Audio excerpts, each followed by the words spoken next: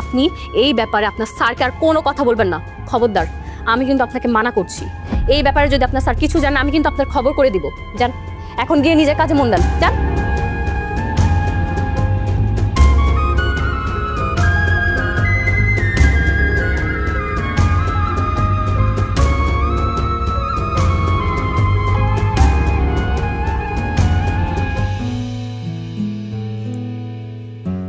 সাগর সাহেব, আপনার বাবা মারা যাওয়ার আগে তার সকল সম্পত্তি আপনার নামে লিখে দিয়েছে।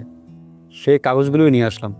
তাছাড়া আপনাদের এই বাড়ির কাগজটাও আমার কাছেই ছিল, এগুলোই দিতে আসলাম। বাবা সব কিছু আমার নামে লিখে দিয়ে গেছেন?